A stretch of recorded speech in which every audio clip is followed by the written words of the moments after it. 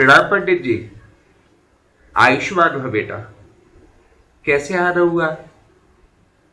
क्या बताएं पंडित जी, बहुत टेंशन में है। माताजी ने पिताजी से शिकायत करी है कि जी तुम आओ लला कछुरा पड़त हुए जाय जन का है गो झाड़ फूक ही करवाई दी। पिताजी बोले तू सिर रह गई है, झाड़ फूक से का हुई गो? श्री सत्यनारायण की कथा करवाई दी पे, मन बुद्धि सब शुद्ध हो जाएगी। सो पिताजी ने हमें आपके पास भेजो है पंडित जी, आप चलो कथा करते हो। नाना बेटा, जाने की क्या आवश्यकता है, कथा तो ऑनलाइन ही हो जाएगी। ऑनलाइन? पंडित जी कथा ऑनलाइन होने लगी? अरे तुम नहीं जानते बेटा, अब सब काम ऑनलाइन होने लगे। बड़ी खुशी की बात है पंडित जी। बेटा इसमें खुशी की क्या बात है, हमारा तो सब खेल बिगड़ता जा रहा है। पंडित जी खुशी की ये बात है कि जब आप कथा कर रहे होगे तो जब तक हम आप मन लगे हो तब तक तो हम कथा सुनेंगे, और जैसे ही हम आप मन ना लगो हम कथा बंद करके आलू के पराठे खाएंगे। आप कौन सो देख रहे हो पंडित जी हमें? हाँ सो तो है बेटा, क्या करें, समय ही कुछ बदल गया है। इस कमबख्त कोविड ने सब चौपट कर दिया। कभी तो समय बदलेगा बेटा। तो पंडित जी हम चले अब। बेटा एक बात बताओ, तो कौन सी क्लास में पढ़ते हो? हम पंडित जी 12वीं क्लास में आ गए, 12th में। बहुत बढ़िया बेटा। बेटा तुम्हें अपने विषय कैसे लगते हैं, कठिन या सरल? पंडित जी कोई विषय सरल भी होता है, सब कठिन ही होता है। आपने कभी पढ़ाई पढ़ी है? हाँ बेटा पढ़े 8वीं क्लास तक। बेटा तुम्हें यह बताओ, तुम्हें सबसे कठिन विषय कौन सा लगता है? पंडित जी हमें फिजिक्स से बहुत डर लगता है। फिजिक्स तो जी मान लो हमारे लिए हुआ है। बेटा फिजिक्स फिजिक्स तो बहुत सरल है। हमें लगता है बेटा तुम स्ट्रेस ले लेते हो। अब क्या बताएं पंडित जी, हमें जावे कुछ समझ में ही नहीं आता। अच्छा बेटा एक बात बताओ, तुमने कभी 16 की क्लासेस ज्वाइन की? नहीं पंडित जी, हमसे बाहरी गलती भाई। लेकिन अब जैसे ही ये कोरोना का आएगी, सब माहौल खत्म होगा, हम क्लासेस जरूर ज्वाइन करेंगे पंडित जी। ठीक है बेटा, बात ध्यान रखना। अब जाओ बेटा। पंडित जी एक बात और पूछनी थी, पंडित जी इस ऑनलाइन में खर्चा कितना आएगा? अरे कुछ भी खर्चा नहीं आएगा बेटा, बस मोबाइल में नेट पैक होना चाहिए। और बेटा एक काम और, अगर हमारी कथा आपको समझ में आए तो हमारे कथा के चैनल को सब्सक्राइब कर देना बेटा, और घंटी और बजाए दी बेटा। ठीक है पंडित जी, अब हम चलते हैं। बालक घर पहुंचता है, पंडित जी अपनी कथा प्रारंभ करते हैं।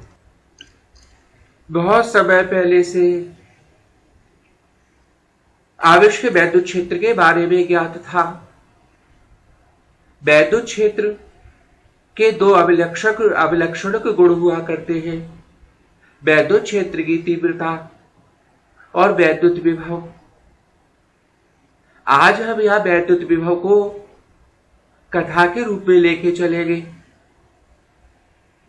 वैद्युत विभव क्या होता है बेटा, आज इसका हम उल्लेख करेंगे बेटा, ध्यान से सुनने की आवश्यकता है।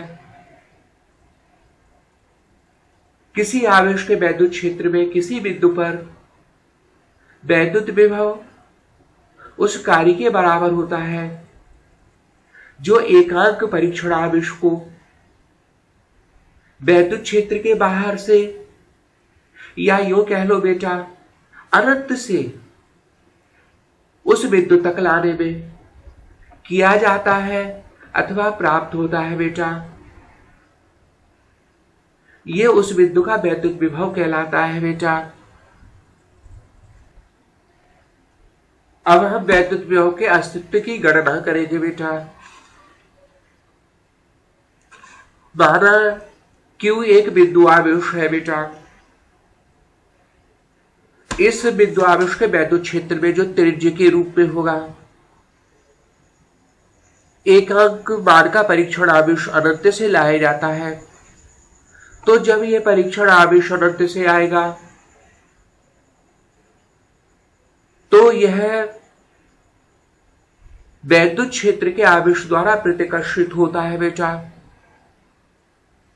प्रतिकर्षण के इस बल के प्रभाव से परीक्षण आवेश कुछ कार्य करता है बेटा।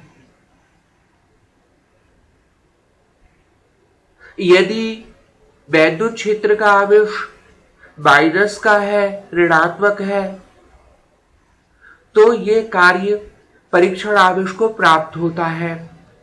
परंतु यदि आवेश वैद्युत क्षेत्र का आवेश धनात्मक मान का है तो कार्य परीक्षण आवेश द्वारा किया जाता है बेटा।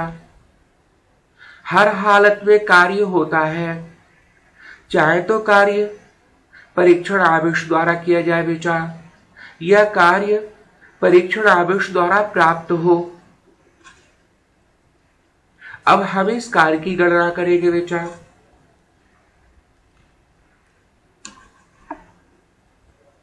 हम ये मान के चले बेटा कि किसी समय परीक्षण आवेश वैद्युत क्षेत्र के आवेश से x दूरी पर है। जब यह परीक्षण आवेश उसके और निकट आएगा, एक सूक्ष्म दूरी आता है, dx दूरी आता है, तो इस dx विस्थापन में परीक्षण आवेश कितना कार्य करेगा, इसकी पहले हम गणना कर लेते हैं बेटा। तो इसके लिए हमें सूत्र लगाना पड़ेगा dw बराबर f into D x into cos theta. यहां पर f क्या है बेटा? f है उस परीक्षण आवेश पर लगने वाला प्रतिकर्षण बल जो वैद्युत आवेश द्वारा लगाया जाएगा। कितने बार का हो सकता है बेटा? तो चूंकि परीक्षण आवेश वैद्युत आवेश से x दूरी पर है, इसलिए उस पर लगने वाला प्रतिकर्षण बल F बराबर होगा 1/4πε0 Q इंटू 1/x² मान का बेटा। ये जो बल का सूत्र है ये कूलॉम के नियम से दिया गया है बेटा।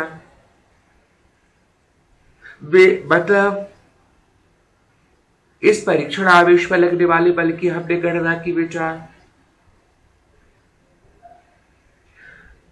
थीटा क्या होगा बेटा? थीटा होता है लगने वाले इस वैद्युत बल जो प्रतिकर्षण का है, ये जो बाहर की ओर लगेगा बेटा, और जो विस्थापन dx है जो क्षेत्र में अंदर की ओर है, इन दोनों के बीच बना कोण होगा थीटा, जो 180 डिग्री के बराबर होगा बेटा। बात को समझने से पहले हम इस तस्वीर को देख लेते हैं बेटा। इस तस्वीर में आप देख रहे हो बेटा, ये Q वो आवेश है जिसका वैद्युत क्षेत्र है। ये इस बिंदु पर वो परीक्षण आवेश है 1 कूलॉम का, जो इससे x दूरी पर है। तो जब ये क्षेत्र के अंदर प्रवेश करेगा तो इसमें प्रतिकर्षण का बल लगेगा। dx विस्थापन के लिए हमने कार्य निकाला, कार्य का आपको सूत्र दिया बेटा। अभी क्या सूत्र दिया? dw बराबर f into D x into cos theta. जहां f का सूत्र लिखा आपको यहां लिखा हुआ है बेटा एफ बराबर 1/4 pi epsilon not Q into 1/x² बेटा। आप गौर से सुन रहे बेटा, पराठे खाने चले गए बेटा, इस डेरिवेशन को पहले पूरा कर लो तभी कुछ खाना पीना। ये एफ का सूत्र है बेटा। थीटा का मान आप जरा इस तस्वीर में देखो, dx अंदर की तरफ है, क्षेत्र की तरफ है बेटा, प्रतिकर्षण बल बाहर की ओर है बेटा, क्षेत्र के दोनों के बीच में कोण 180 डिग्री का है।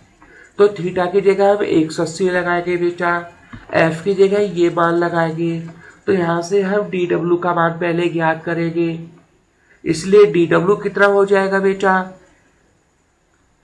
dw का मान होगा बेटा, हमने f का मान रखा है यहाँ पर 1/4 pi epsilon 0 q into 1/x²। ये f का मान है बेटा, इंटू विस्थापन है dx इंटू cos 180। cos 180 का मान होता है बेटा -1, माइनस का हमने निशान आगे लगा लिया, तो dw बराबर हो गया -1/4 pi epsilon not q/x² into dx। ये कार्य हुआ उस परीक्षण आवेश द्वारा किया गया जो dx विस्थापन में किया गया है। परंतु बेटा ये जो परीक्षण आवेश है ये dx दूरी नहीं चल रहा, ये क्षेत्र के बाहर से आ रहा है बेटा, अनंत से आ रहा है। तो जब ये अनंत से आएगा और वैद्युत क्षेत्र में किसी बिंदु तक जाएगा, हम मान के चलते हैं बेटा ये वैद्युत क्षेत्र में q आवेश से r दूरी तक इसे आना है। तो कुल कार्य हम कैसे निकालें बेटा, तो कुल कार्य निकालेंगे इन दोनों दूरियों की जो सीमाएं होगी बेटा उनके भी समाकलन करके। आप बेटा ध्यान से सुन रहे हो, हमें बेटा समाकलन करना होगा। हमें अनंत की जो दूरी है जहां से परीक्षण आवेश आ रहा है बेटा और जिस बिंदु तक आ रहा है उस दूरी के बीच में हमें समाकलन करना होगा और समाकलन से निकालना होगा बेटा हमें कुल कार्य। तो बेटा W बराबर हो गया, ये समाकलन का निशान है, ये हमारी सीमाएं हो गई, ये हमारी कहलाती है निम्न सीमा, ये कहलाती है हमारी उच्च सीमा। समाकलन के अंदर लिखा हुआ हमने dw जो सूक्ष्म कार्य है उसका समाकलन किया बेटा, हमने dw का मान यहाँ प्रतिस्थापित किया, बराबर करके लिखा हुआ है समाकलन। हमने निम्न सीमा लिखी r अनंत, उच्च सीमा लिखी हमने r बेटा, अंदर लिखा हुआ है -1/4 pi epsilon not q/x² into dx। अब बेटा आपको क्या कुछ आइडिया है इसका हम समाकलन कैसे कर सकते हैं बेटा? चलो बेटा हम बताते हैं। इसमें जो हमारे कांस्टेंट पद है बेटा, कांस्टेंट समझ रहे हो, जो अचर पद है उन्हें हम बाहर ले आए समाकलन से। तो W बराबर कितना हुआ बेटा, W बराबर हुआ -q/4 पाई एप्सिलॉन नॉट। समाकलन के हमने निशान लगाया, उसकी दोनों सीमाएं लिखी, अंदर लिखा 1/x² इंटू dx। अब बेटा क्या आप इसका समाकलन कर पाओगे? कोई बात नहीं बेटा, नहीं कर पाओगे कोई बात नहीं, हम आपको बताएंगे। इस 1/x² में बेटा आप x² को ऊपर लेके जाओ, x की पावर हो जाएगी -2 बेटा। अब हम बेटा इस x की पावर -2 का समाकलन करेंगे। तो बेटा शायद आपने अपनी क्लास में पढ़ा हो, x की पावर n का जो समाकलन होता है बेटा उसका सूत्र होता है x की पावर n+1 बटे n+1। ये बेटा आपने सूत्र ध्यान रखना है बेटा। तो हमने वही सूत्र यहाँ लगाया, n की जगह हमारा -2 पावर है बेटा, तो ये हो गया W बराबर -q/4 pi epsilon not x की पावर -2 + 1 अपॉन -2 + 1। हमारा समाकलन का निशान हट गया बेटा और हमारी जो सीमाएं थी वो इस तरह से हम कोष्टक के बाहर लिख लेते हैं। ये बात बेटा हमेशा ध्यान रखो, हर एक कथा में ऐसी बात आपको बार बार सुनने को मिलेगी बेटा। उसके बाद हमें इसको थोड़ा और सरल करना है, तो ये W बराबर हो गया माइनस का Q अपॉन 4πε0। यह x की पावर बची -1 बटे -1। लिमिट हमने सिवाय यो लिख दी बेटा। ये माइनस आगे आ जाएगा बेटा, प्लस बना देगा, तो W बराबर हो गया Q अपॉन 4πε0। ये बेटा x की पावर -1 है, इसको हम नीचे ले जा सकते हैं। ये हो गया 1/x। हमारी सीमा यो लिख ली बेटा।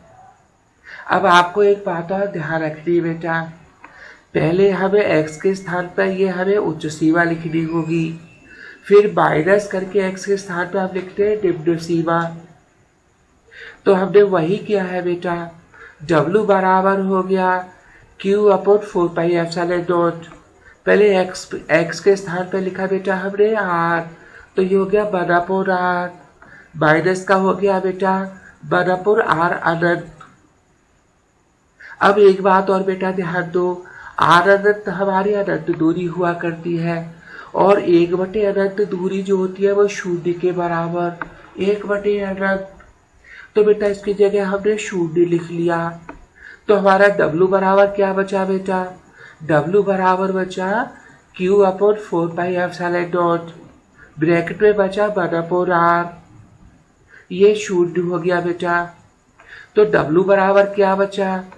1/4πε0 Q अपॉन r। अब बेटा यही जो W है, यही तो कार्य किया उस परीक्षण आवेश में, वैद्युत क्षेत्र में, उस विद्युत आने में, और यही कार्य तो विभव होगा। इसलिए हम इस विभव को V लिखेंगे। तो विभव V कितना हो गया बेटा? इसके लिए हम एक बार इस लाइन को हम फिर पढ़ लेते हैं बेटा। Q बिंदु आवेश के वैद्युत क्षेत्र में, उससे r दूरी पे विभव V बराबर 1/4πε0 Q बटे r। बहुत इंपॉर्टेंट सूत्र है बेटा, सूत्र को आप हमेशा ध्यान रखो। ये किसका सूत्र है बेटा? ये है बिंदु आवेश Q के कारण r दूरी पर विभव का सूत्र। सूत्र क्या है बेटा? B बराबर है 1/4πε0 Q बटे r। और बेटा कथा का अंतिम अध्याय ये है कि जो विभव होता है बेटा एक अदिश राशि होती है। अदिश का मतलब बेटा इसकी कोई दिशा नहीं होती, लेकिन मान धनात्मक और ऋणात्मक दोनों प्रकार का हो सकता है बेटा। अगर हमारा वैद्युत क्षेत्र प्लस आवेश का है, प्लस Q आवेश का वैद्युत क्षेत्र है, तो प्लस Q आवेश की वजह से जो विभव का मान होगा वो धनात्मक होगा।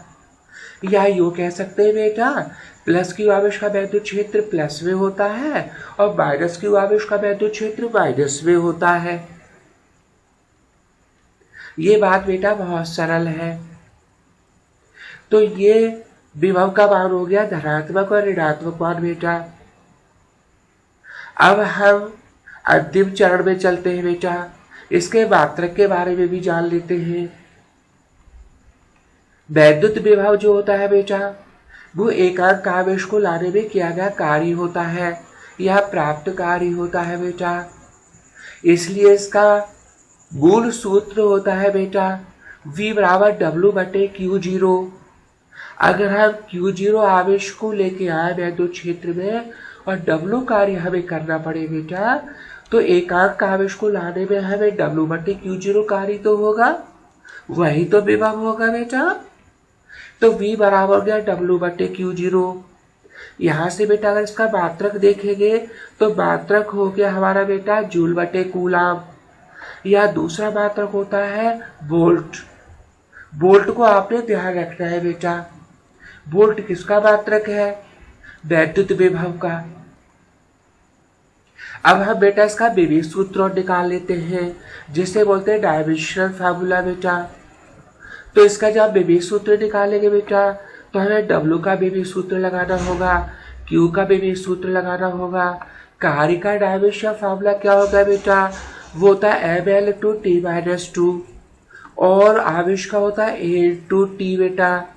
इसको हम ऊपर लेके जाए तो डायमेंशन फॉर्मूला क्या होगा बेटा? mL/t-3A-1 बेटा। बेटा हमें उम्मीद ही नहीं, पूरा विश्वास है बेटा आपको ये वैद्युत विभव की कथा अच्छी लगी होगी। बेटा आज के लिए बहुत बहुत धन्यवाद बेटा।